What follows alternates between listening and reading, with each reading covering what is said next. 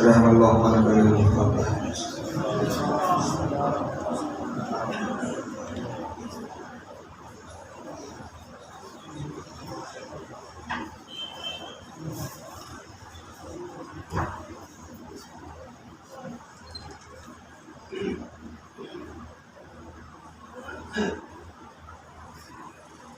دعا ہے خدا عالم سرکار محمد وعلی محمد کا تمام حضرات کا یہاں آنا بانیان مجلس کا سفید کو بچھانا اپنی بارگاہ میں منظور و مقبول فرمائے۔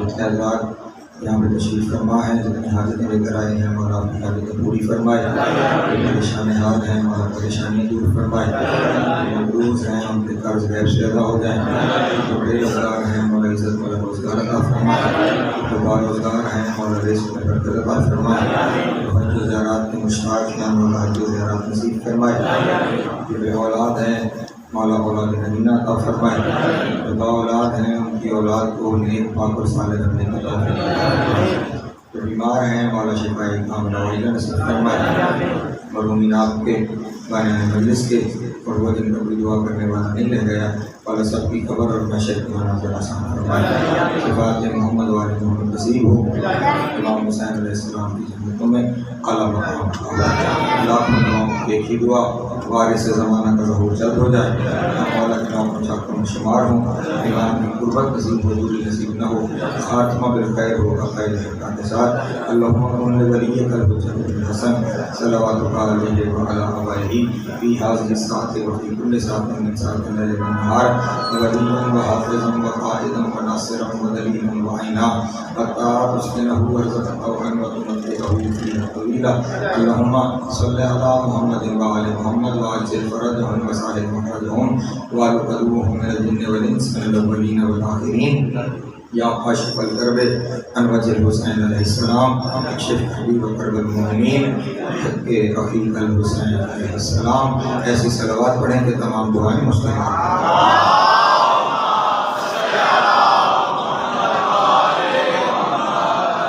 اعوذ باللہ من الشیطان اللعین الرجیم، بسم اللہ الرحمن الرحیم۔ الحمدللہ الاول بلا اول کان قبلہ والآخر بلا آخر یکون بعدہ، کثرت رؤیتہ ابصار الناظرین وعجزت عن نعتہ اوہام الواصفین، وصلی اللہ علی اشرف الانبیاء والمرسلین وخاتم النبیین ابی القاسم محمد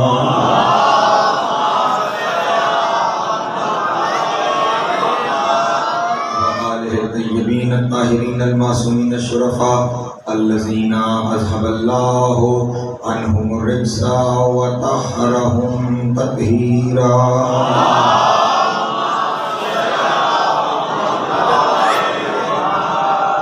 واللعنۃ الدائمۃ علی اعدائہم اجمعین من یوم عداوتہم الی قیام یوم الدین۔ اما بعد فقد قال اللہ تبارک و تعالی فی محکم کتابہ المجید وفرقانہ الحمید وقولہ الحق وهو اصدق الصادقین۔ بسم اللہ الرحمن الرحیم، یا ایھا الذین آمنوا اتقوا اللہ وکونوا مع الصادقین۔ صلوات اللہ۔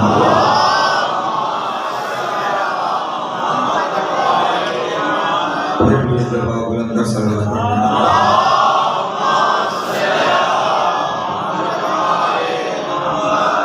جو ہے گفتگو شروع سورہ توبہ سے ایک آیت کی تلاوت کا شرف حاصل کیا ہے۔ خداوند عالم حکم دے رہا ہے ان لوگوں کو کہ جو ایمان لا چکے ہیں، یا ایھا الذین آمنوا، اے وہ لوگوں جو ایمان لا چکے ہو، اتقوا اللہ، اللہ سے ڈرا کرو، وکونوا مع الصادقین، اور ہو جاؤ سچوں کے ساتھ۔ فرمائے اے ایمان والو اتقوا اللہ، اللہ سے ڈرو، تقوی اختیار کرو اور سچوں کے ساتھ ہو جاؤ۔ اس سے پہلے کہ آیت کا آخری حصہ میرا موضوع گفتگو ہے، لیکن اس کی جانب جانے سے پہلے کہ جو لفظ اتقوا اللہ استعمال کیا گیا ہے کہ اے ایمان والو اللہ سے ڈرو، اس ڈرنے کا خدا نہ خواستہ یہ مطلب نہیں ہے کہ اللہ کوئی خوفناک چیز ہے جس سے ڈرنا چاہیے. ہاں اس بات کو ذہن میں رکھیے گا. اور یہاں پہ میں آپ حضرات کو بھی ایک پیغام دینا چاہوں گا, علماء کرام تک بھی ایک طالب علمانہ گزارش کرنا چاہوں گا, لوگوں کو شوق عبادت دلائیے, خوف عبادت نہ دلائیے.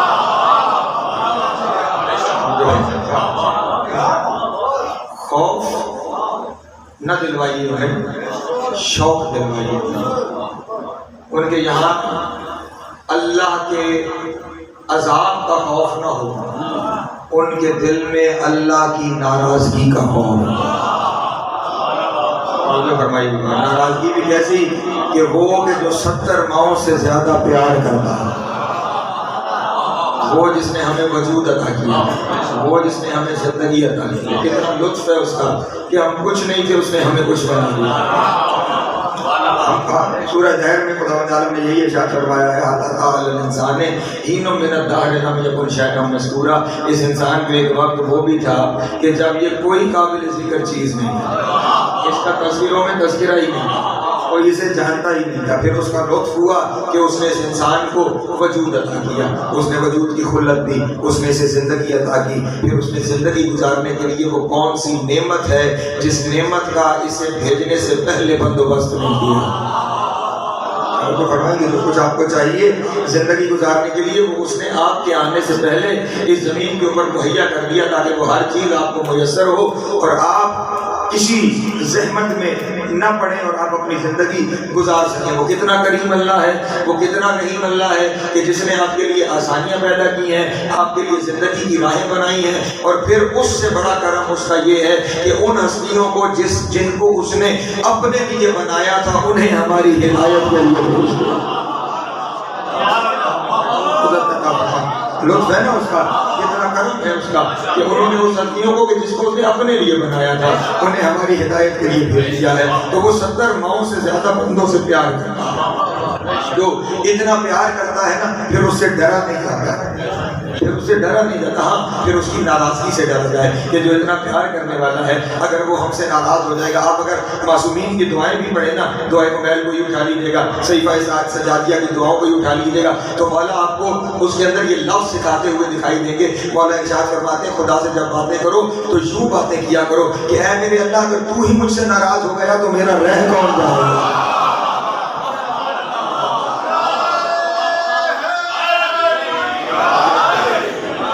اگر تو ہی مجھ سے ناراض ہو گیا تو میرا رہ کون جائے گا. تیرا ہی تو دروازہ ہے جہاں ہم پلٹ کے آتے ہیں, اور اگر تو ہی معاف نہیں کرے گا تو پھر کون معاف کرے گا.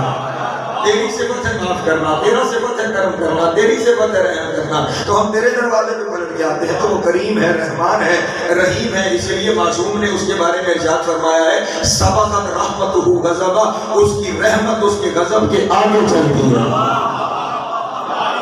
رحمت اس کے غضب کے آگے چلتی ہے. اس لیے میں نے شاید کبھی آپ کے سامنے عرض کیا تھا کہ یہ خداوند عالم کا لطف اور کرم ہے. بات کسی اور جانب چلی جائے گی, میں نے جانا کسی اور جانب ہے. یہ اس کا لطف اور اس کا کرم ہے. انسان زندگی میں دو ہی کام کرتا ہے, یا وہ گناہ کے کام کرتا ہے یا وہ ثواب کے کام کرتا ہے. اور وہ اتنا کریم ہے کہ گناہ کے معاملے میں اس نے ارشاد فرمایا جو بندہ کوئی گناہ لے کے میرے پاس آتا ہے نا فلا یجزا الا بہا, میں اسے اتنا ہی سزا دیتا ہوں جتنا گناہ ہے, اتنی سزا ہے جتنا گناہ ہے. اور نیکی کے معاملے میں وہ ارشاد فرماتا ہے من جاء بالحسنۃ لہ عشر امثالھا, جو میرے پاس نیکی لے کے آتا ہے نا کم از کم 10 کر کے واپس کرنا ہوگا. کم از کم 10 کر کے, کم از کم, یہ 10 گنا کم از کم ہے, یہ کم از کم ہے. جو ہر نیکی, حتیٰ کہ آپ نے کسی کو پانی پلا دیا, آپ نے گھر میں سنا ہوگا نا 10 نیکیاں کماؤ پانی پلاؤ, پانی پلانے میں بھی وہ 10 گنا کر کے واپس کرتا ہے. ورنہ نیکیاں ایسی بھی ہیں جن کا ثواب 70 گنا ہے, 7000 گنا ہے, 70,000 گنا ہے. اور ایک نیکی ایسی بھی ہے جو کرنے بندہ گھر سے چل پڑے تو اس کے ہر قدم پہ 70,000 حج کا ثواب ہوگا.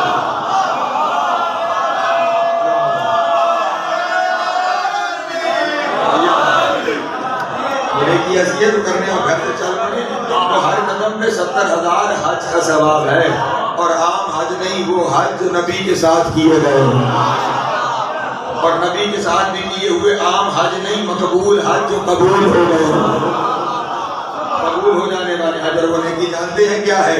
وہ نیکی ہے اس حسین ابن علی کی زواری جس کی وجہ سے آج دنیا پہچانتی ہے نیکی کیا ہے، برائی کیا ہے۔ اگر وہ حسین نہ ہوتا تو کسی کو خبر ہی نہیں تھی کہ اچھائی کیا ہے اور برائی کیا ہے۔ تو وہ نیکیوں کے معاملے میں بڑھا بڑھا کر اجر دینے والا ہے، اور پھر اس سے ڈرا کیوں جائے کہ جس کا طریقہ کار یہ ہے، اس نے تمہارے دونوں کندھوں پہ 2 فرشتے بٹھائے ہیں، ایک کا کام ہے نیکیاں لکھنا، ایک کا کام ہے گناہوں کو لکھنا، ایک کا کام ہے ثواب لکھنا، ایک کا کام ہے گناہ لکھنا، اور وہ اتنا کریم ہے، وہ چاہتا ہے نیکیوں والا مصروف رہا کرے، نیکیوں والا مصروف رہا کرے۔ اس کے لطف پہ غور کیجیے گا کہ جب کوئی بندہ نیکی کرنے کا ارادہ کرتا ہے نا، نیت، صرف نیت، خداوند عالم اس نیکی لکھنے والے فرشتے کو کہتا ہے اس نے نیت کر لی ہے نا، اس کی نیت کو نیکی لکھ لے، اس کی نیت کو نیکی لکھ لے۔ اسی لیے معصوم نے ارشاد فرمایا ہے انما الاعمال بالنیات، اعمال کا دار و مدار نیتوں پر ہے۔ اس نے نیت کر لی ہے، نیکی لکھ لے۔ اب جب بندہ نیت کرتا ہے وہ نیکی لکھ لیتا ہے، اور ادھر جب وہ بندہ وہ نیکی کر دیتا ہے جس کی نیت کی ہے، تو اب اس نیکی کے حساب سے وہ کہتا ہے اسے 10 گنا لکھ دے، اسے 70 گنا لکھ دے، اسے 7,000 گنا لکھ دے، اسے 70,000 گنا لکھ دے۔ یعنی وہاں نیت پہ نیکی لکھی گئی، اور کر لینے پر کئی گنا اجر دے دیا گیا۔ اور گناہ کے معاملے میں ادھر بندہ گناہ کی نیت کرتا ہے، یہ فرشتہ قلم اٹھاتا ہے اس قانون کے مطابق کہ وہاں نیت پہ لکھ لی گئی تھی نیکی، یہاں میں نیت پہ گناہ لکھ لوں، آواز قدرت آتی ہے خبردار ابھی میرے بندے نے گناہ کیا تو نہیں ہے، ابھی میرے بندے نے گناہ کیا تو نہیں ہے، اس لیے اس کو گناہ کو درج نہ کر، ابھی اس نے سوچا ہے۔ اور اب جب وہ بندہ گناہ کرنے چل پڑتا ہے، فرشتہ پھر پوچھتا ہے میرے اللہ کو یہ چل پڑا، کہا ابھی تو چلا ہے، پہنچا تو نہیں ہے، اس کے گناہ کو بھی لکھنا۔ اور یہاں پہ اس کا لطف دیکھیے گا، ڈرنے کے معنی کیا ہے، اس کا لطف دیکھیے گا، اس کا کرم دیکھیے گا کہ اگر وہ بندہ رستے سے خوف خدا سے پلٹ آتا ہے اور وہ گناہ نہیں کرتا، گناہ سے واپس آ جاتا ہے، اللہ نیکی والے کو کہتا ہے اس کا واپس آنا نیکی میں لکھ لے۔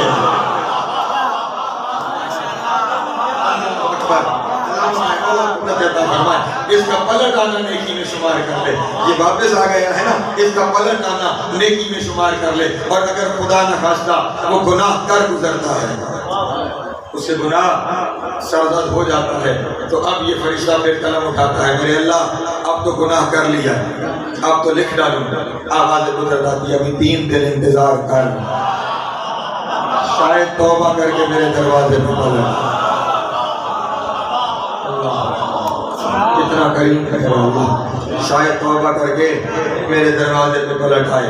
اور اگر ان 3 دنوں کے دوران بندہ توبہ کر کے پلٹ آتا ہے نا، تو اللہ اس کے توبہ کو نیکی میں لکھوا دیتا ہے، اس کے توبہ کو نیکی میں لکھوا دیتا ہے۔ اور اگر وہ 3 دن تک توبہ نہیں کرتا ہے، اب فرشتہ کہتا ہے میرے اللہ اب کیا حکم ہے؟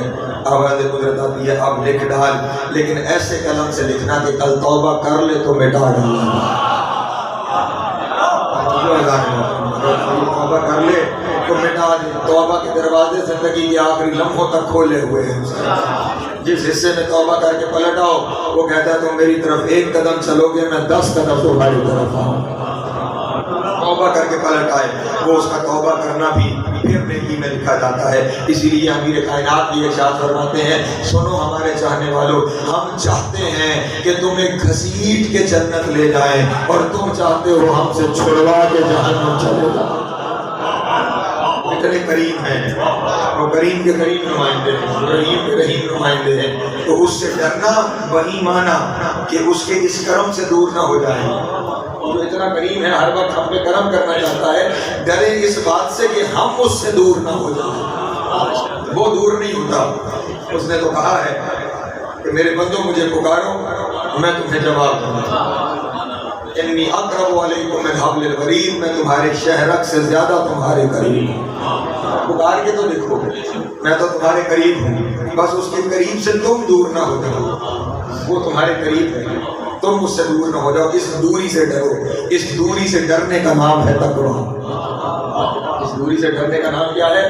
تقویٰ۔ اور اللہ اس تقوی کا ذریعہ آیت کے اگلے حصے میں بتا رہا ہے اگر چاہتے ہو نا مجھ سے دور نہ جاؤ پھر کیا کرو؟ کونوا مع الصادقین، سچوں کے ساتھ ہو جاؤ۔ اتنا قریب ہے وہ رستے بھی بتاتا چلا جا رہا ہے کہ اگر میرے قریب رہنا چاہتے ہو، یہ جسے میں تقویٰ کہتا ہوں وہ تقویٰ اختیار کرنا چاہتے ہو تو کیا کرو؟ کونوا مع الصادقین، سچوں کے ساتھ ہو جاؤ۔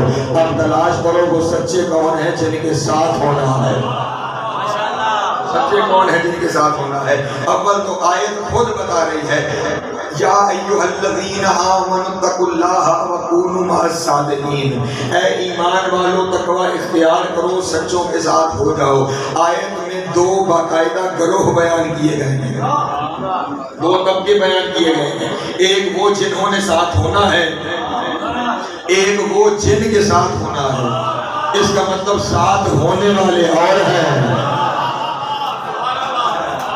جن کے ساتھ ہونا ہے وہ اور ہیں، ان کی نشانیاں بھی اور ہیں، ان کے مقام بھی اور ہیں۔ تو اس کا مطلب ساری بنی نوع انسان کو، تمام مومنین کو حکم یہ ہے تم ساتھ ہو جاؤ، لیکن کن کے ساتھ ہو جاؤ؟ لوگوں نے آسان ترجمہ کیا سچوں کے ساتھ ہو جاؤ۔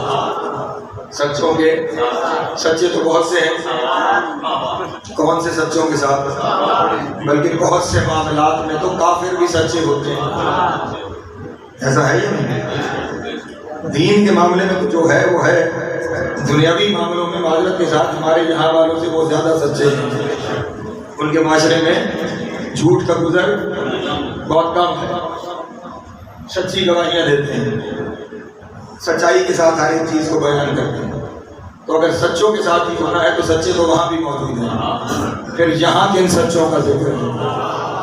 یہ سچے کون ہیں؟ تو یہاں پہ اپنے محترم دوستوں کے سامنے ایک بات عرض کرتا چلوں، جب کوئی لفظ آپ کے اور ہمارے لیے استعمال ہوتا ہے نا اس کے معنی اور ہوتے ہیں، اور جب وہی لفظ ان پاکیزہ ہستیوں کے لیے استعمال ہوتا ہے تو اس کے معنی اور ہوتے ہیں۔ نہ صرف لفظ کے معنی بدل جاتے ہیں، لفظ کے معنی بھی بدلتے ہیں، ان کی تعبیر بھی بدلتی ہے، ان کی تفسیر بھی بدلتی ہے، اور جو لفظ ان سے جڑ جائے اس کی تقدیر بھی بدل جاتی ہے، کے ساتھ منسلک ہو جائے اس کی تقدیر بھی بدل جاتی ہے۔ لفظ ایک ہی ہوتے ہیں، یہ زبان و بیان کی مجبوریاں ہیں، لیکن لفظ اپنے منصوب کے ساتھ ساتھ اپنے معنی کو بدلتے ہیں۔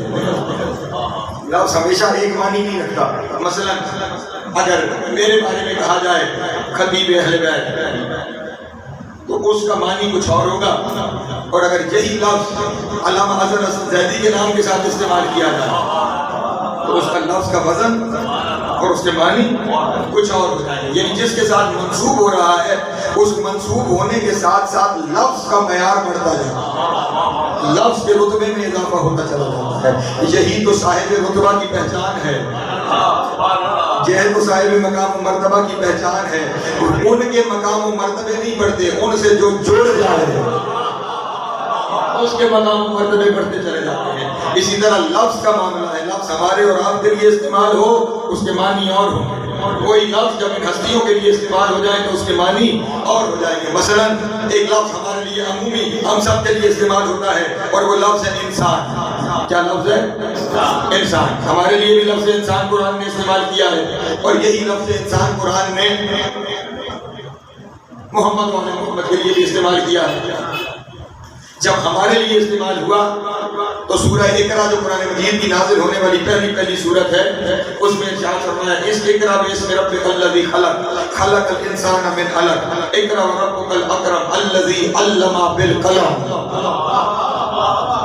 پڑھ اس رب کے نام سے جس نے خلق کیا ہے، جس نے کیسے؟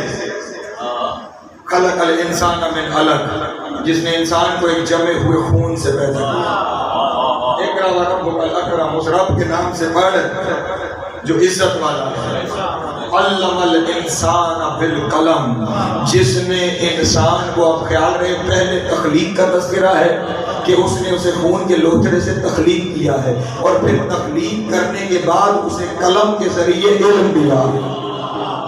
یعنی یہاں جس انسان کا تذکرہ ہے وہ انسان وہ ہے کہ جسے پہلے وجود دیا گیا، وجود کے بعد اسے تدریجاً علم عطا کیا گیا، قلم کے ذریعے تدریجاً اسے علم عطا کیا گیا۔ یہ آپ اور ہم انسان ہیں کہ جنہیں خون کے لوتھڑے سے پہلے خلق کیا گیا اور پھر آہستہ آہستہ انہیں قلم کے ذریعے علم دیا گیا۔ اور ایک دوسرے انسان کا تذکرہ سورہ رحمان میں کیا گیا، الرحمن علم القرآن خلق الانسان۔ رحمان وہ ہے جس نے علم پہلے دیا ہے، خلق بعد میں دیا۔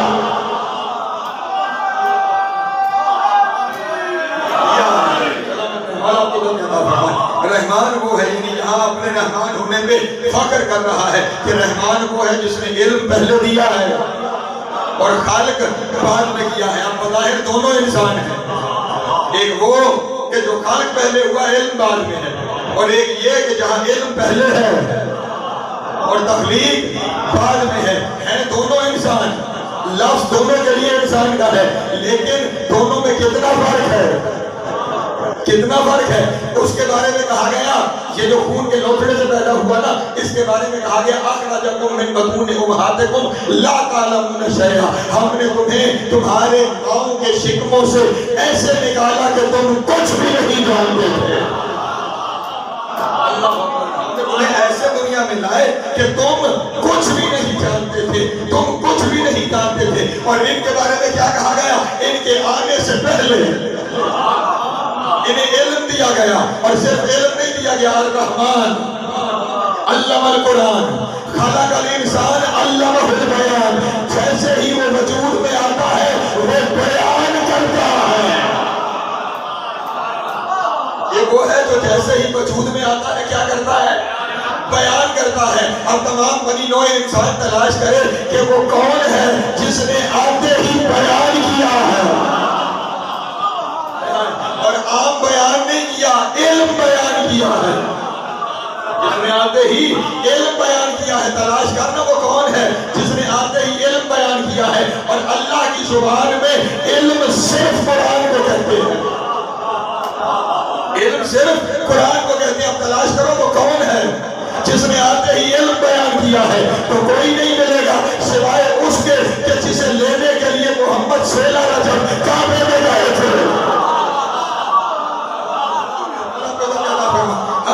اسے ہاتھوں میں اٹھایا اور اس نے بھی ہاتھوں میں آتے ہی پوچھا، یا رسول اللہ کیا سناؤں؟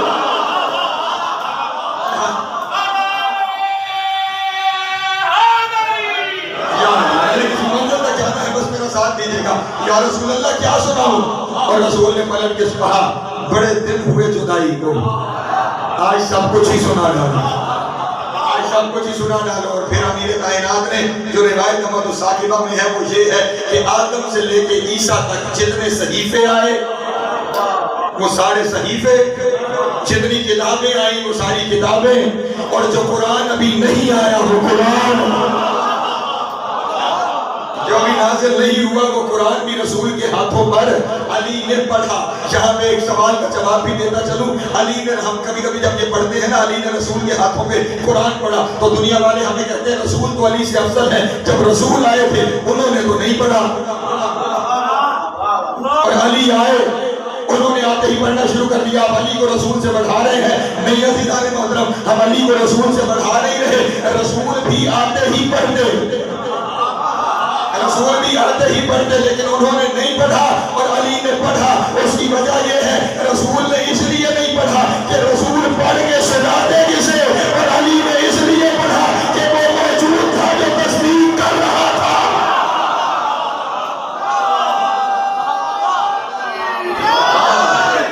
اس نے آتے ہی علم کو بیان کیا۔ اور یہاں پہ اگر کوئی ہمیں کہے کہ عیسیٰ بھی تو ہے، اس نے بھی تو آتے ہی بیان کیا ہے، تو عزیزان محترم عیسیٰ نے آتے ہی علم نہیں بیان کیا، عیسیٰ نے آتے ہی گواہی دی ہے۔ انی عبداللہ ہے وآتانی الکتاب وجعلنی نبیا، میں اللہ کا بندہ ہوں، کتاب لے کے آیا ہوں اور مجھے نبی بنایا گیا ہے۔ اس نے آتے ہی گواہی دی ہے۔ کائنات میں صرف علی ہے جس نے آتے ہی علم بیان کیا ہے۔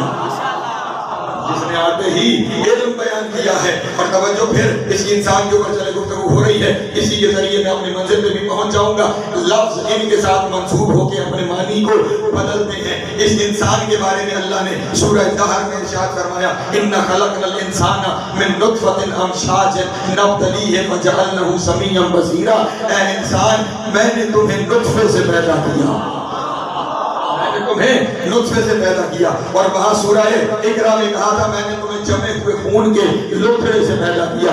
اس کا مطلب یہ ہوا کہ جب ہم باپ کے صلب میں تھے ہم نطفہ تھے, ہم ماں تک پہنچے ہم لوتھڑا ہو گئے. یہ ہم کو انسان ہیں, ہم اور آپ انسان ہیں. لیکن جب آل محمد کی باری آئی تو ہم ہر جمعرات کو زیارت میں پڑھتے ہیں کنت نورا فی الاسلام الشامخۃ والارحام المطہرہ. آپ اسلام پہ بھی نور تھے, آپ بلند و بالا اسلام میں بھی نور تھے.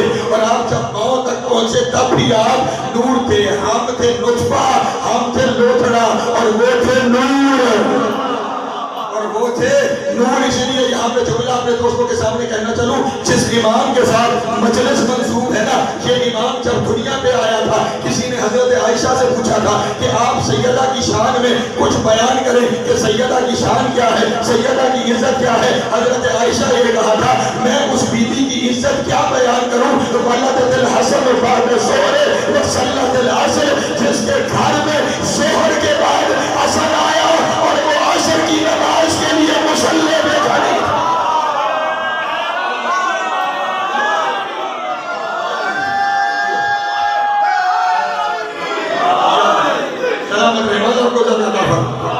ولدت الحسن بعد الظہر وصلت العصر, ظہر کے بعد حسن دنیا میں آئے, عصر کے بعد عصر کی نماز کے لیے بی بی مصلی پہ تھی. میں اکثر کہا کرتا ہوں ظہر کی نماز میں اکیلی تھی, عصر میں دو ہو گئے تھے. اور چلے یہاں تک آ گئے ہیں تو جانتے ہیں امام کی تاریخ ظہور کیا ہے. کس 15 رمضان امام دنیا پہ تشریف لائے. رمضان میں آل محمد تو رمضان کے علاوہ بھی روزے رکھتے ہیں, رمضان میں تو پھر روزے واجب ہیں. عجب بات ہے, اس گھرانے کے اوپر دنیا کیا بحث کرے گی اور اس گھر کی شان کے اوپر کیا گفتگو کرے گی کہ جن کے گھر میں بچہ آ بھی گیا, نہ ماں کا وضو ٹوٹا نہ روزہ باطل ہوا. جو ہے کوئی کسی پھٹی ہوئی کتاب میں نہیں دکھا سکتا کہ عصر کے لیے بی بی نے پھر وضو فرمایا ہو یا بی بی کا روزہ عصر پہ ختم ہو گیا ہو. نماز کا وضو بھی قائم ہے اور بی بی کا روزہ بھی قائم ہے, وضو بھی قائم ہے, روزہ بھی قائم ہے, گود میں بچہ بھی آ گیا ہے. اس کا مطلب ہے ہم اور ہیں. یہ گھرانہ اور گھرانہ ہے. اس لیے اگر ان کے لیے کسی جگہ پہ لفظ انسان کو استعمال کیا گیا ہے تو اسے اپنے اوپر منطبق نہ کر لینا. اور ہو اور یہ اور ہیں, ہماری صفات اور ہیں, ان کی صفات اور ہیں. لفظ ان کے ساتھ جب استعمال ہوتے ہیں تو وہ اپنے معنی اور اپنے مفاہیم کو بدل لیتے ہیں. اسی طرح اگر یہ لفظ صادق ان کے لیے استعمال ہو رہا ہے نا, جن کے ساتھ ہونا ہے, تو تمہارے لیے معنی اور ہوگا. جب ان کے لیے استعمال ہوگا تو معنی اور ہوں گے. جب ان کے لیے استعمال یہاں پہ ہو رہا ہے نا, جن سچوں کے ساتھ ہونا ہے, تو اگر آپ کی اجازت ہو تو میں ان سچوں کے معنی قرآن سے دکھاؤں گا آپ کو. میں نے جانا اپنے مولا تک ہے, ان سچوں کے معنی قرآن سے دکھانے کی کوشش کرتا ہوں آپ کو. سورہ حشر ہے, ارشاد رب العزت ہو رہا ہے سچوں کی نشانیاں بیان کرتے ہوئے, یبتغون فضلا من اللہ ورضوانا ینصرون اللہ ورسولہ اولئک هم الصادقون. یہ جو سچے ہیں نا, اولئک هم الصادقون, سچے وہ ہیں. یبتغون فضلا من اللہ ورضوانا, جو اللہ کا فضل اور رضوان خریدتے ہیں. توجہ محترم, جو اللہ کا فضل اور اللہ کی رضائیں مانگتے نہیں, جو اللہ کا فضل اور اللہ کی رضائیں خریدتے ہیں، جو اللہ کا فضل اور اللہ کی رضائیں خریدتے ہیں وہ سچے ہیں، مانگنے والے اور ہیں، خریدنے والے اور ہیں۔ اس گھرانے کا کمال ہی یہ ہے کہ انہوں نے سب کچھ اللہ سے بھی خریدا ہے، اللہ سے بھی جو کچھ ہے وہ سب کچھ خرید کے لیا ہے۔ یبتغون فضلا من اللہ ہے، یہ اللہ سے فضل خریدتے ہیں، یہ اللہ سے فضل۔ میں ایک فضل آپ کو دکھا دیتا ہوں اور پھر آپ کے لیے رب شیرات کھلی ہے، سفر کرتے چلے جائیے گا اور آپ کو بہت ساری چیزیں ملتی چلی جائیں گی، چیزیں آپ تک پہنچتی چلی جائیں گی۔ میں صرف ایک فضل دکھاتا ہوں کہ وہ فضل کیا ہے۔ سورہ حدید ہے، ارشاد رب العزت ہو رہا ہے سابقوا الی مغفرۃ من ربکم والجنہ عرضها کعرض السماء والارض اعدت للذین آمنوا باللہ ورسولہ ذالک فضل اللہ یؤتیہ من یشاء۔ سنو اے لوگو، بھاگو مغفرت کی طرف اور اللہ کی بنائی ہوئی جنت کی طرف، جس کی چوڑائی اتنی ہے جتنی زمین و آسمان کی چوڑائی ہے، اور یہ بنائی گئی ہے ان لوگوں کے لیے جو ایمان لے کر آئے۔ ذالک فضل اللہ یؤتیہ من یشاء، اور یہی اللہ کا فضل ہے، وہ جسے چاہتا ہے اسے عطا کرتا ہے۔ اس کا مطلب مغفرت اللہ کا فضل ہے، جنت اللہ کا فضل ہے، اور سچے وہ ہیں جو مغفرت مانگے نہیں، مغفرت خریدے ہیں۔ توجہ زانے محترم، مغفرت مانگے نہیں، مغفرت خریدے۔ جنت اللہ کا فضل ہے، وہ جنت مانگے نہیں بلکہ جنت اللہ سے خریدے۔ اب تلاش کر مانگنے والا کون ہے اور خریدنے والا کون ہے؟ کائنات میں صرف محمد و آل محمد ہے جنہوں نے مانگی نہیں، خریدی ہے، جنہوں نے قیمت دے کر اس سے جنت خریدی ہے۔ اس کی قیمت پہ کبھی بات کروں گا۔ چلو ایک فضل اور سن لو اگر میرے ساتھ شامل ہو۔ یہ فضل کو خریدتے ہیں، سچے وہ ہیں جو فضل کو خریدتے ہیں۔ فضل کیا ہے؟ ایک اور جگہ پہ خداوند عالم نے ارشاد فرمایا اپنے حبیب سے، نزل علیک الکتاب، ہم نے تجھ پر کتاب کو نازل کیا، وَيُعَلِّمُكَ مَا لَمْ تَكُنْ تَعْلَمُ، اور ہم نے تجھے وہ علم دیا جو کوئی نہیں جانتا تھا۔ ذَلِكَ فضل اللہ ہے، یہ اللہ کا فضل ہے۔ یہ کیا ہے؟ اللہ کا فضل ہے۔ اس کا مطلب قرآن اللہ کا فضل ہے۔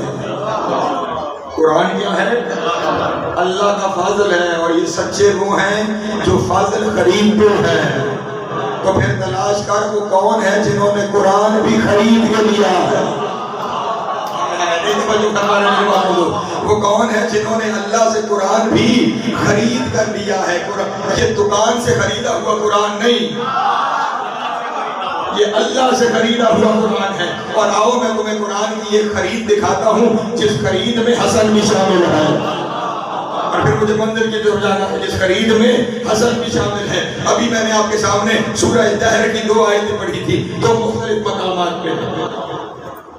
اللہ تعالی الانسان حین من الدہر لم یکن شیئا مذکورا انا خلقنا الانسان من نطفۃ امشاج نبتلیہ فجعلناہ سمیعا بصیرا انا ہدیناہ السبیل اما شاکرا واما کفورا۔ یہ سورہ دہر 31 آیتوں پر مشتمل ہے۔ کتنی آیتیں؟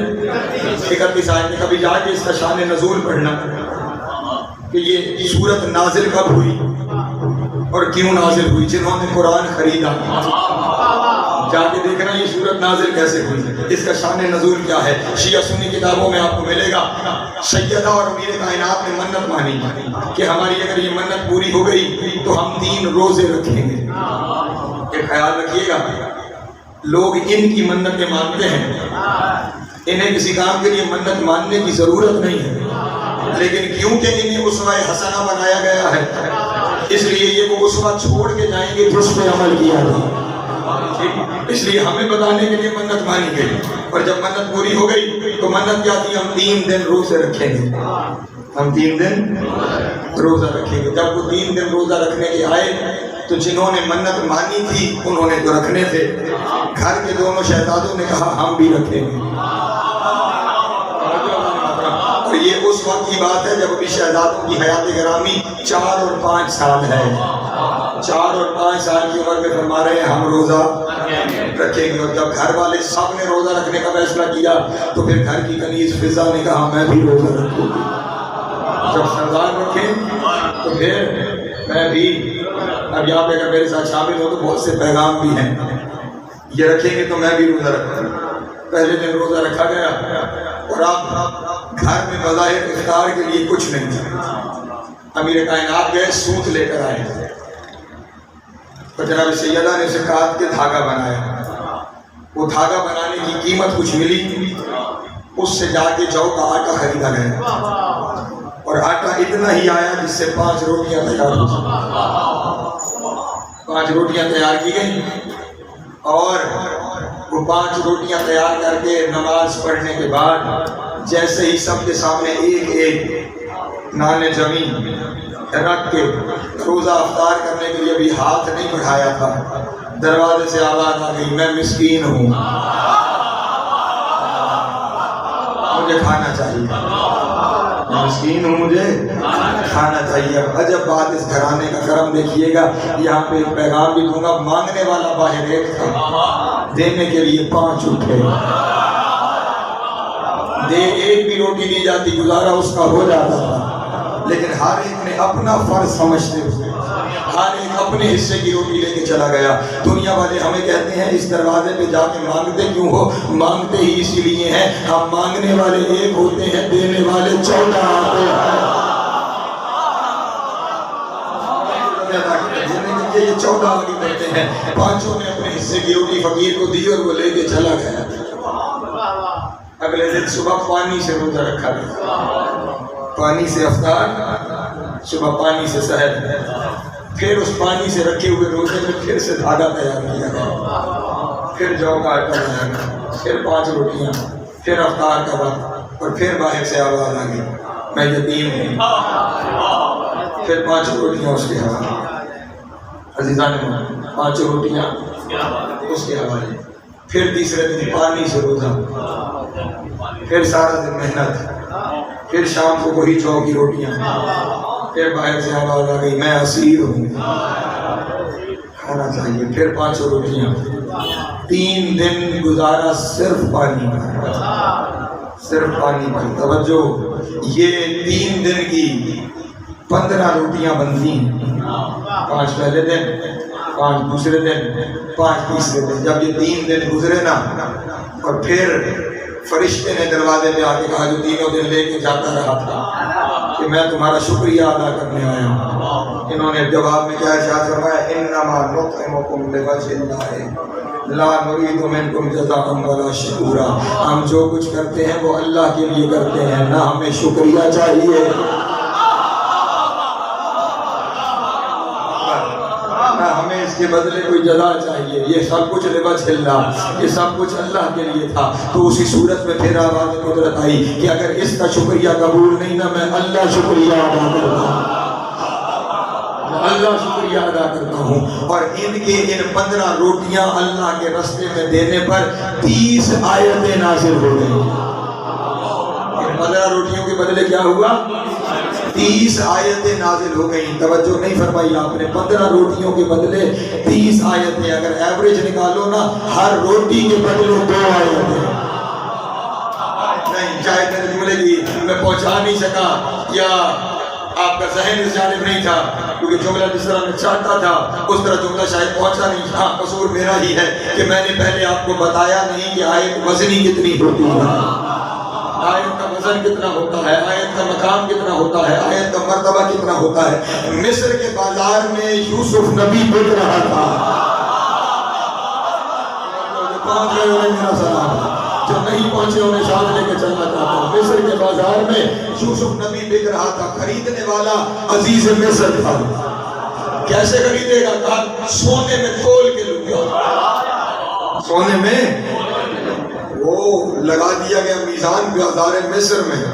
ایک پلڑے میں یوسف, دوسرے پلڑے میں اسے سونا چاندی ڈالنا شروع. مصر کے خزانے ڈالتے چلے جا رہے ہیں اور وہ خزانے ڈلتے جا رہے ہیں اور یوسف کا پلڑا بھاری، خزانے ہلکے، یہاں تک لکھا گیا عزیز مصر کا خزانہ خالی ہو گیا اور ابھی تک یوسف کا پلڑا بھاری اور خزانے کا پلڑا ہلکا۔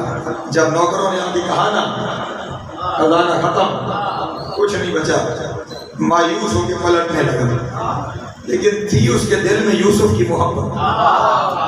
اس لیے کون اپنے خزانے دے کے کسی کو لیتا ہے؟ جو اپنے خزانے دے کے یوسف لینا چاہ رہا تھا، دل میں محبت تھی تو لینا چاہ رہا تھا۔ یوسف نے دل کی محبت کو محسوس کیا۔ محبت کافر کے دل میں آ جائے نا، یہ خالی نہیں جانے دیتے، خالی نہیں جانے دیتے۔ عزیز مصر، مایوس ہو کے نہ جاؤ، جملہ کہنے لگا ہوں، توجہ کیجیے گا، مایوس ہو کے نہ جاؤ، کاغذ قلم لے آؤ۔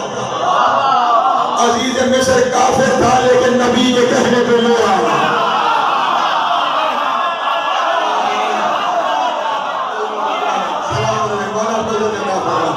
جناب سیدہ علیہ السلام کی کافر تھا لیکن نبی کے کہنے پہ کاغذ قلم لے آیا اور ادھر اس نے مان لیا۔ جناب یوسف نے لکھا یہی ہے، جناب یوسف نے کاغذ قلم لیا اور صرف لکھا بسم اللہ الرحمن الرحیم، اور وہ لکھ کے عزیز مصر کو کہا یہ دوسرے پلڑے میں رکھ اور دولت اٹھا لے، دوسرے پلڑے میں رکھ اور دولت اٹھا لے۔ اس نے دولت اٹھائی، وہ قرآن کی ایک آیت رکھی، آیت کا آنا تھا، آیت بھاری ہو گئی، آیت بھاری ہو گئی، یوسف ہلکا ہو گیا۔ میں یہاں پہ ذمہ داری سے جملہ کہوں گا کہ دوسرے پلڑے میں صرف یوسف نہیں، آدم سے لے کے عیسیٰ تک ایک کم 1,24,000 نبی ہوتے نا، تو بھی آیت بھاری ہوتی۔ وہ ایک کم 1,24,000 نبی ہلکے ہوتے، تو جس قرآن کی ایک آیت ایک کم 1,24,000 نبوتوں سے بھاری ہے، وہ آیت بطول کی روٹی سے سستی ہے۔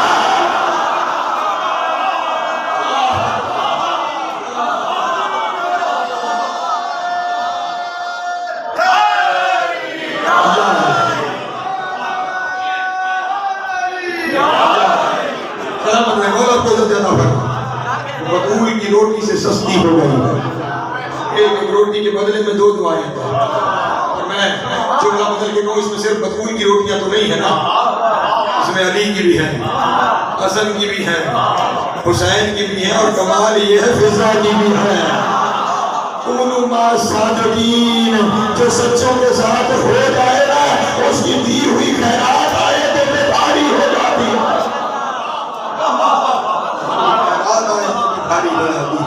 اس لیے ان کے ساتھ ہو جاؤ جو فضل خریدتے ہیں، مانگتے نہیں خریدتے ہیں، اور صرف فضل نہیں رضائیں بھی۔ اور پھر اس گھرانے کا کمال ہی یہی ہے، یہ جو کچھ خریدتے ہیں نا، آپ جب کوئی چیز خریدتے ہیں تو اس کی رسیدیں لیتے ہیں، ٹھیک؟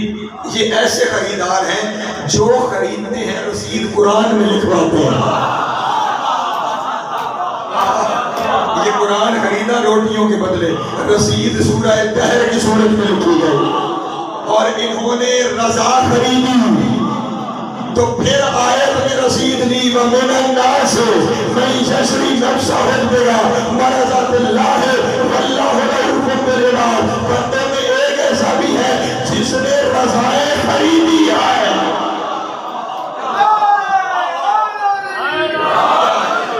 جو خریدنے والے ہیں۔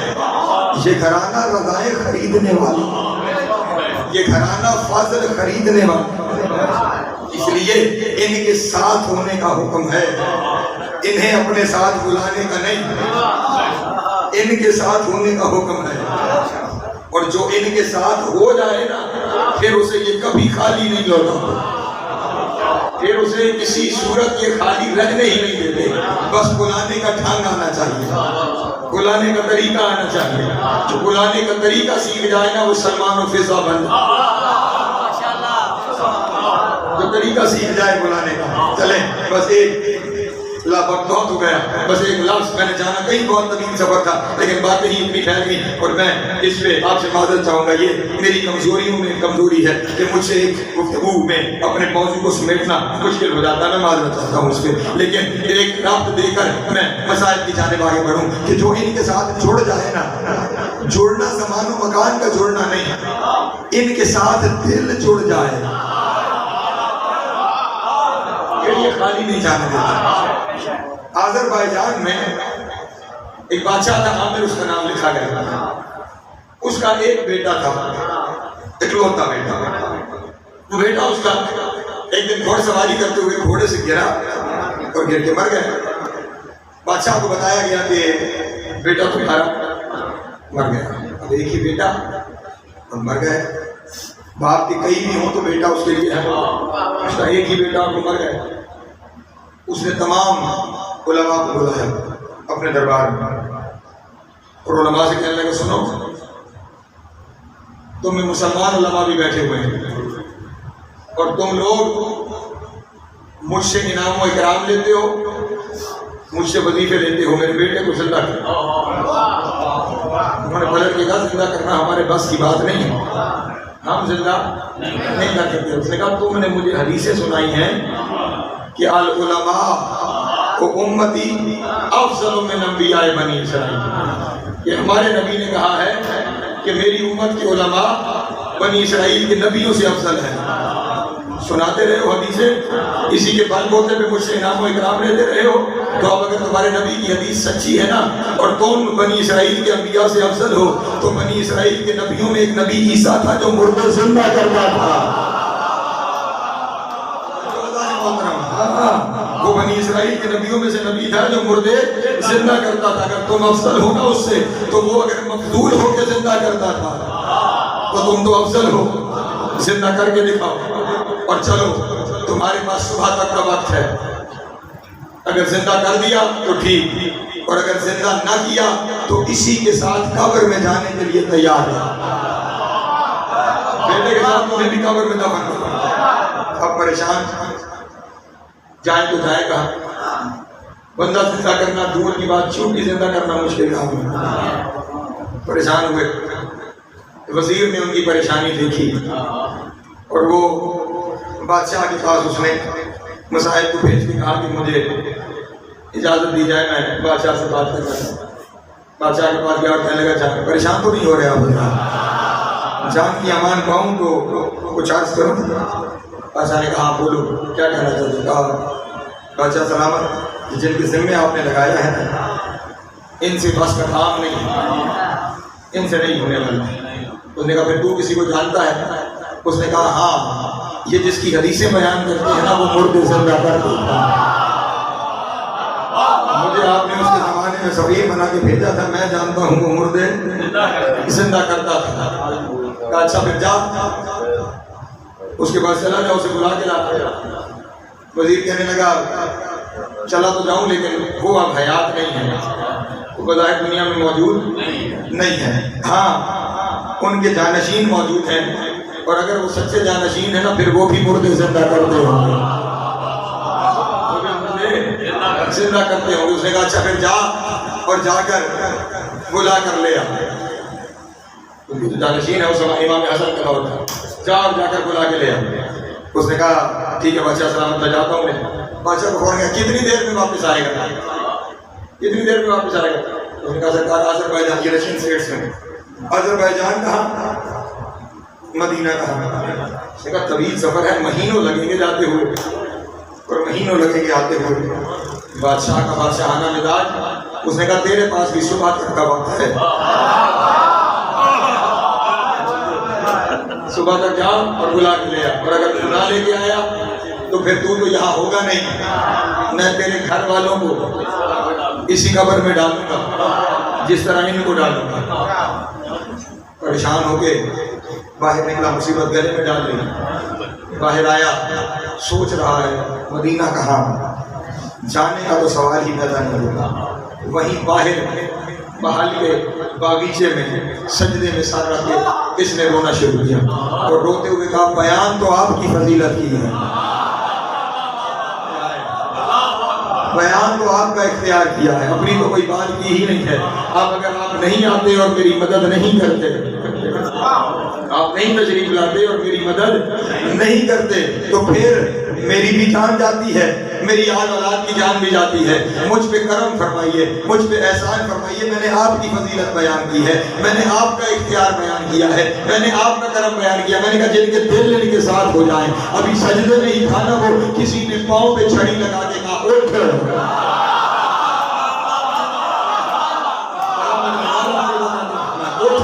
اٹھ، سارے سجدے میں رکھ کے کہنے لگا مجھے نہ ہٹا، میں کسی کو بلا رہا ہوں، مجھے نہ اٹھا۔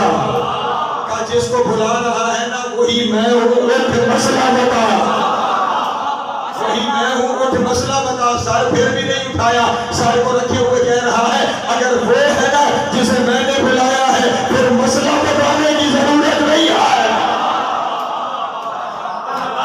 پھر مسئلہ بتانے کی ضرورت نہیں ہے۔ امام نے ارشاد فرمایا میں حسن ابن علی رسول کا جانشین، میں جانتا ہوں تیرا مسئلہ یہ ہے بادشاہ کا بیٹا مر گیا ہے، وہ زندہ کروانا چاہ رہا ہے، زندہ کرنے والا کوئی نہیں ہے، اور تو نے میرے جد کی فضیلت بیان کی ہے کہ وہ مردے زندہ کرتے تھے اور ان کے جانشین بھی کرتے ہوں گے۔ اب تو نے ہمیں پکارا ہے جو ہمیں پکار لے، جس کا دل ہمارے ساتھ ہو جائے پھر ہم اسے خالی نہیں چھوڑتے، آج چلے اور مردہ زندہ کریں۔ امام اسے لے کر آئے اور آ کر دربار میں بادشاہ سے تعارف کروایا، آ گیا ہے وہ جسے بلایا گیا تھا۔ امام نے کہا ہے تیرا بیٹا، بیٹے کو لایا گیا۔ امام نے کہا قوم پہ زمین، اور جو میرے حکم سے جیسے ہی کہا وہ اٹھ کے بچہ بیٹھ گیا، اور صرف بیٹھا نہیں، اس نے امام کو دیکھتے ہی امام کی قدم بیشی بھی کی اور امام کو سلام بھی کیا۔ بادشاہ نے کہا تو آج تک ملک سے باہر نہیں گیا، تو اسے جانتا بھی نہیں ہے، پھر بھی سلام بھی کر رہا ہے، قدم بیشی بھی کر رہا ہے، کیسے پہچانا کہ یہ کون ہے؟ کہا یہی تو وہ ہے جس نے اسرائیل کو کہا روح واپس کر۔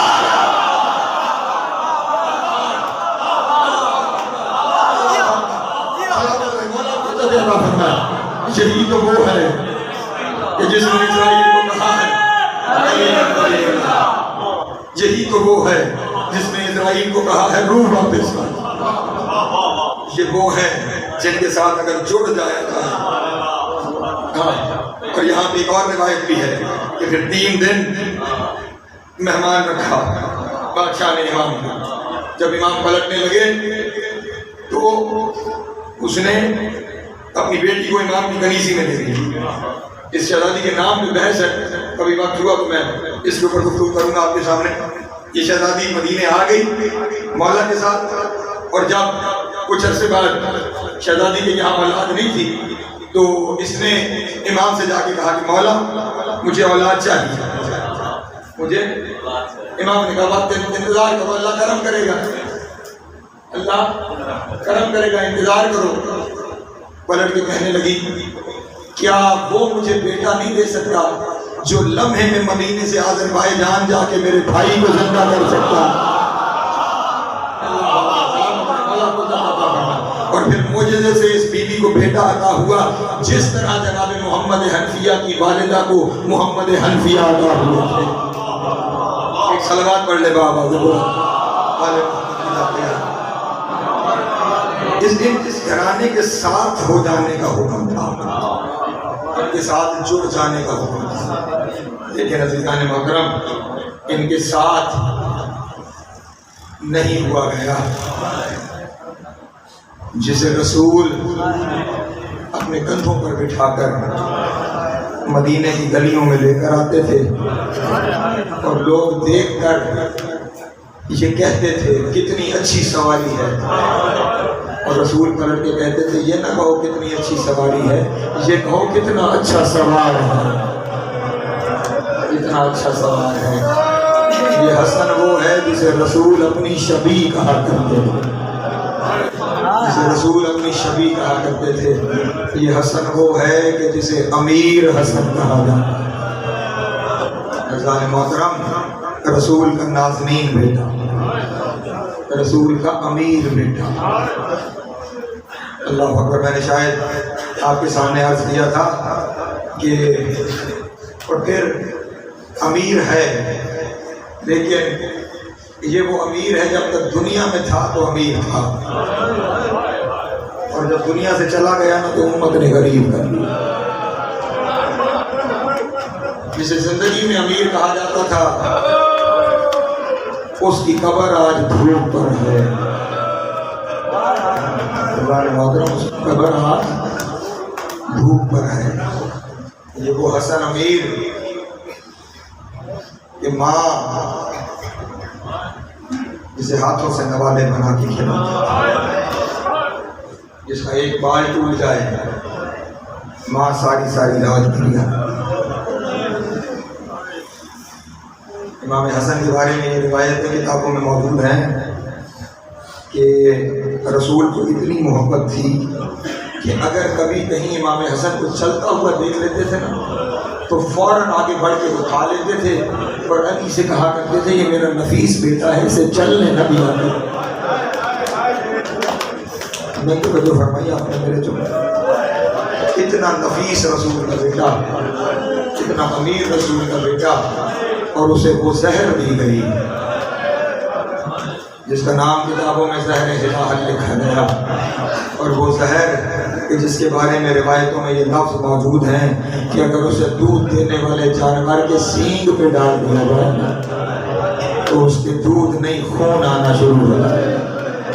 یہ وہ زہر تھی جس کا ایک قطرہ پتھر پہ ڈال دیا جائے تو پتھر ٹکڑے ٹکڑے ہو جائے۔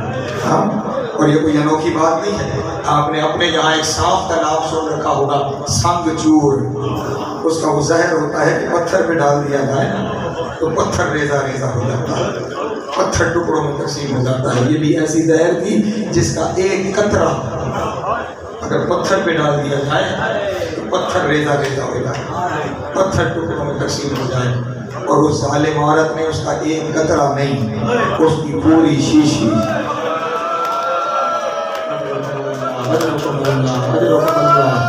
مولا کی ہائے قبول کریں، میرے روزہ دار امام کے شربت میں ڈالیں۔ روزے سے تھے امام حسن پورا دن، اور روزے افطار کا جب وقت آیا تھا نا تو کہا تھا مجھے پیاس بڑی لگی ہے۔ تم سوچو جسے پیاس ختم کرنے کے لیے زہر دیا گیا،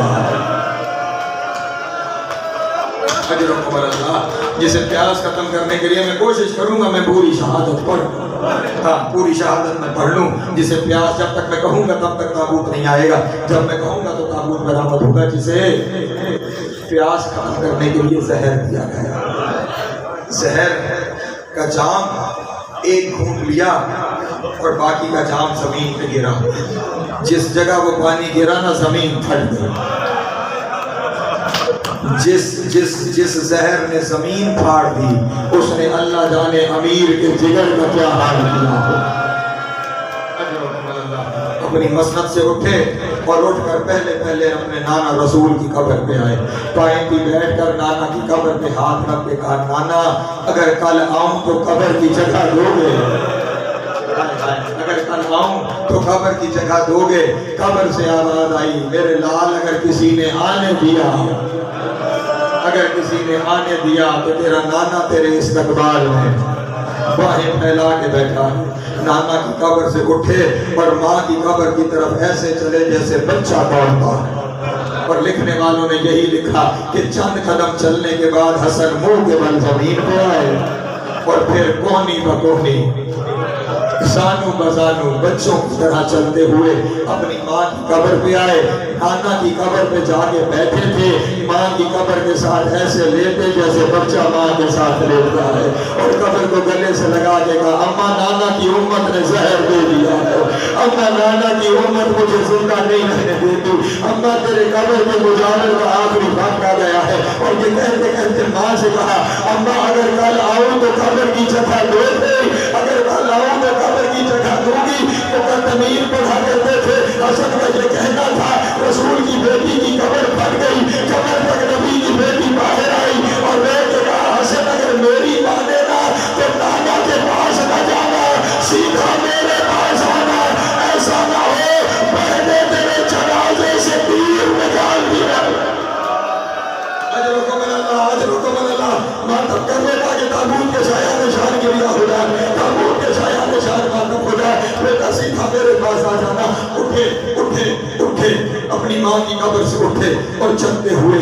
گھر کے دروازے پر آئے. دروازے پر آ کر کیا دیکھا؟ دروازے پہ پہلے سے جناب ام فروا دروازے پہ کھڑی ہے، جیسے انتظار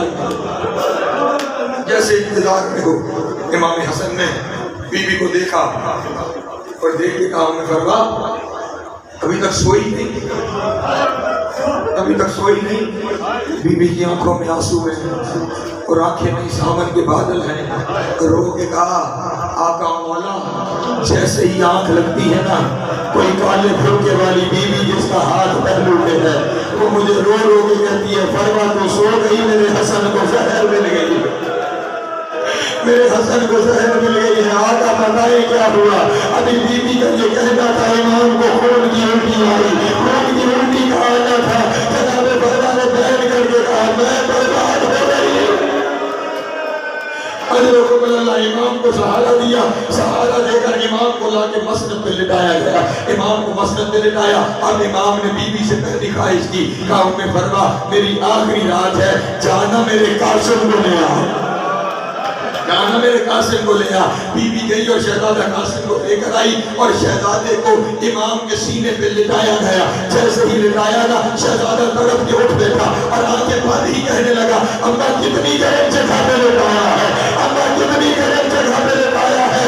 رونے کا گرم جگہ نہیں، میرے بابا کا سینہ ہے، میرے بابا کو زہر مل گئی. حسن کے بیٹے آج بابا کے سینے سے نمٹ لے، ایسا نہ ہو کل بابا نہ ملے. مولا آپ کا گریہ قبول کرے، حسین کی ماں کا ماتم قبول کرے. خون کی الٹیاں آتی جا رہی ہیں، جگر کے ٹکڑے کٹ کٹ کے باہر آتے جا رہے ہیں. بی بی نے کہا مولا اگر اجازت دیں تو آپ کی بہنوں کو اطلاع دیا ہوں. کھانے مال والوں ماتم کرو گے اس جملے پہ. بہن کے لیے سب سے مشکل اطلاع بھائی کے جنازے کی ہوتی ہے، سب سے مشکل اطلاع بھائی کے جنازے کی ہوتی ہے. رو کے کہا مولا میں کیسے بتاؤں گی؟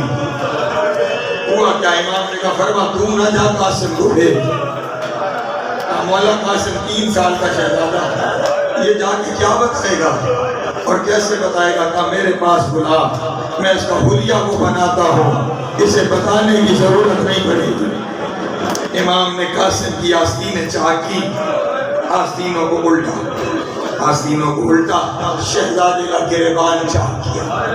گریبان چاک کرنے کے بعد کچھ مٹی اٹھا کر قاسم کے سر میں ڈالی اور قاسم کہنا کچھ نہیں، جا کے پھوپھی کے سامنے کھڑے ہو جانا، تیری پھوپھی خود سمجھ جائے گی کہ کیا ہوا. شہزادہ چلتے ہوئے تہجد کا وقت تھا، بی بی کے حجرے کے قریب آیا. شہزادے نے رونا شروع کیا. جناب فضا نے جیسے ہی جناب فضا نے دروازہ کھولا کیا دیکھا؟ قاسم ہے، سر میں مٹی ہے، آستینیں گریبان چاک ہے.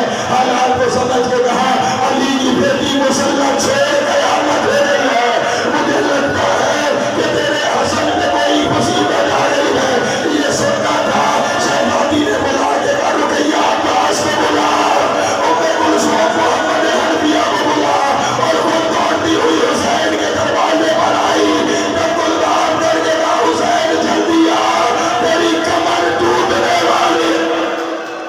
اجرکم اللہ، اجرکم اللہ، اجرکم اللہ. اور یہاں پہ لفظ یہی لکھے گئے ہیں روایتوں میں کہ ہر کوئی چلا زینب دوڑی، نہ میدان سنبھلی ہے نہ نگاہ سنبھلی ہے، دوڑی ہے حسن کے حجرے کی جانب. اور ادھر سے امام نے دیکھا نا کہ بہن آ رہی ہے، فوراً کہا ام فرما میرے جگر کے ٹکڑے چھپا لے، میری بہن کی نظر نہ پڑے. بیوی نے چھپانا شروع کیے. وہاں سے پکار کے بی بی زینب نے کہا فرما نہ چھپا، مجھے پہچان گئے زینب، میں نے ماں کا زخمی پہلو دیکھا. اجرکم اللہ، اجرکم اللہ. مولا تمہارا گریہ قبول کرے. جو ماتم کر رہے ہو سوائے حمد حسین میں اور کوئی غم نصیب نہ ہو. آ گئی علی کی بیٹی، آ گئی علی کی بیٹی. ماتم ہو رہا ہے، بہن دیکھ دیکھ کے رو رہی ہے. بہنیں بھی آنے لگی، سمیٹ لو اپنے بیان کو. شہادت طویل ہے، بھائی بھی آنے لگے. ہر ایک امام کے چاروں جانب کھڑا ہے. اور جب سب آ گئے نا اب امام نے پوچھنا شروع کیا سب آ گئے ہو؟ سب نے اپنا اپنا نام لے کے لبیک کہا. ایک نام ناموں میں نہیں تھا اور تڑپ کر امام حسن نے کہا حسین عباس کہاں ہے؟ وہ آیا نہیں ہے، اسے کسی نے بتایا نہیں۔ انہوں نے کہا بھائی حسن آیا ہوا ہے، حجرے کے باہر کھڑا ہے، اندر اس لیے نہیں آ رہا، اندر زینب بغیر چادر ہے آپ کی مظلومیت پہ نادم کر رہی ہے، اور وہ کہتا ہے میں علی کی بیٹی میں بغیر چادر کے کیسے دیکھوں؟ اجرکم اللہ، اجرکم اللہ، یہ کہنا تھا۔ روایتیں یہاں پہ دو ہیں۔ پہلی روایت یہ امام حسن نے کہا بیوی چادر اوڑھے میں نے عباس سے کوئی بات کرنی ہے۔ دوسری روایت یہ ہے امام باہر گئے اور عباس سے کہا امام اندر بلا رہا ہے، امام اندر بلا رہا ہے۔ عباس نے دونوں ہاتھ آنکھوں پہ رکھے، حجرے میں داخل ہوئے اور قریب آگے کا آقا نوکر آ گیا ہے، نوکر آ گیا ہے، نوکر کے لیے کوئی حکم ہے تو بتاؤ، اگر حکم دے تو جس نے زہر دیا ہے، جس نے زہر دیا ہے روکے گا نہیں۔ حسن نانا کا مدینہ ہے، عباس نانا کا مدینہ ہے، یہاں تلوار نہیں نکالنی۔ عباس تجھے بلایا اس لیے ہے، اگلا جملہ قیامت ہے، اگر سن لیا نا تم نے تو رات بھر رونے کے لیے کافی ہے۔ کہا عباس ہاتھ بڑھا، عباس ہاتھ بڑھا۔ سرکار عباس نے ہاتھ بڑھایا، عباس کا ہاتھ بڑھنا تھا۔ امام حسن نے کہا زینب، ام کلثوم، رقیہ، اپنی چادروں کے پلو بڑھاؤ۔ بیویوں نے پلو بڑھائے، امام نے سارے پلو عباس کے ہاتھ میں رکھے۔ انہوں نے کہا عباس چادروں کا خیال رکھنا، میرے پاس چادروں کا خیال رکھنا۔ دھان نکل گئی عباس کی، انہوں نے کہا آقا حسین کو کہو مجھے روکے نا، اگر اس نے نہ روکا پھر میں جانوں چادریں جانے، اور اگر روک دیا پھر چادریں جانے حسین۔ اجرکم اللہ، اجرکم اللہ، اجرکم اللہ، اجرکم اللہ۔ چادروں کا لفظ آتا تھا، امام حسن کی آنکھیں بند ہونا شروع ہوئی، امام کی آنکھیں بند ہونا شروع ہوئی۔ رکے رہنا، میں کہوں گا تو تابوت آئے گا، بس ایک جملہ اور ہے، تابوت برآمد ہو جائے گا۔ امام کی آنکھیں بند ہونا شروع ہوئی، جیسے ہی آنکھیں بند ہوئی ایک جانب سے دونوں بیٹے حسن مصنع اور قاسم بابا کے سینے لگے تھے، دوسری طرف سے امام کی بیٹی جناب فاطمہ بنت حسن وہ اپنے بابا کے سینے پر آئی اور انہوں نے رونا شروع کیا، اور ادھر سے امام حسین نے امام حسن کے پاؤں کے تلموں کو ملنا شروع کیا۔ جیسے پاؤں کے تلموں کو ملنا شروع کیا نا، امام کی آنکھ کھلی، دیکھا امام حسین ہے جو پاؤں کو مسل رہے ہیں۔ فوراً کہا حسین تو یہ کام نہ کر، کیونکہ جب تو سین چھیڑے گا اس وقت کوئی نہیں ہوگا جو تیرے پاؤں کو سہلائے، جو تیرے ہاتھوں کو سہلائے۔ اور یہاں پہ امام نے قیامت کا جملہ کہا، اور وہ جملہ یہ تھا لا یوم کا یوم کا یا حسین، اے حسین تیرے دن جیسا کسی کا دن نہیں ہے، تیرے دن جیسا کسی کا دن نہیں ہے۔ اب امام نے کہا کیوں بھیا، زہر تو آپ کو بھی ملی ہوئی ہے، آپ کیوں کہہ رہے ہیں میرے دن جیسا کسی کا دن نہیں ہے؟ اس وقت حسن نے اپنے آخری جملے کہے اور وہ قیامت کے جملے تھے۔ رونے کا حسین دیکھ رہا ہے نا، میرا حسن مصنع بھی مجھ سے لپٹ کے رہ رہا ہے، میرا قاسم بھی مجھ سے لپٹ کے رہ رہا ہے، لیکن تیرے سجاد کو توب پہنایا جائے گا، اسے بیڑیاں پہنائی جائے گی، اسے کوئی تیرے لاشے پہ رہنے نہیں دے گا۔ تو دیکھ رہا ہے نا میری فاطمہ مجھ سے لپٹ کے رہ رہی ہے، اسے ہٹانے والا کوئی نہیں، لیکن تیری سکینہ پہ تماچے مارے جائیں گے، تازیاں مار کے ہٹایا جائے گا۔ بس یہ کہتے ہوئے امام کی روح پرواز کر گئی، انا للہ و انا الیہ۔ اجرکم اللہ، اجرکم اللہ۔ بولا پھر یہ قبول کرے، بس آخری لاش ہے، تابوت اٹھا لینا اور تابوت برآمد ہو جائے گا۔ غسل دیا گیا، میں کہوں گا تو تابوت آئے گا۔ غسل دیا گیا، کفن پہنایا گیا، جنازہ اٹھایا گیا، جنازہ اٹھایا گیا، جنازہ قبر رسول کی طرف چلا۔ جیسے ہی قبر رسول کے قریب پہنچا، پوچھنے والی نے پوچھا کہاں جا رہے ہو؟ کہا محمد کے بیٹے کو محمد کے پہلو میں۔ اس نے پلٹ کے کہا میں اجازت نہیں دے سکتا، इमाम ने कहा किसी की इजाजत की जरूरत नहीं है, हमारा नाना है। बस ये कहने की देर थी, उस खच्चर में बैठी हुई औरत ने तीर चलाया और तीर चला के कहा गया पहला तीर मैं मार रही हूँ। उसका तीर चला था, 300 तीर निकले, जिनमें से 70 तीर हसन के जनाजे में लगे। तीरों का लगना था, अब्बास ने तलवार को निकाला, अब्बास का तलवार निकालना था। हुसैन ने कलाई पे हाथ रख के कहा अब्बास नाना का मदीना है, तलवार नहीं उठानी। अरे ने कहा तुम्हारी अपनी मर्जिया, अब्बास भी जिंदा है, तीर भी हसन के चला। अजर को तो करे गिरिया के भूल करे। बस आखिरी लफ्ज़ है, ये कायनात का पहला जनाजा है जो कब्रिस्तान जाके वापस आया, जो कब्रिस्तान जाके वापस आया। जुमला कहूँ, कब्रिस्तान जाके वापस आया। मेरा तसव्वुर कहता है फूलों से सज के गया, तीरों से सज के आया,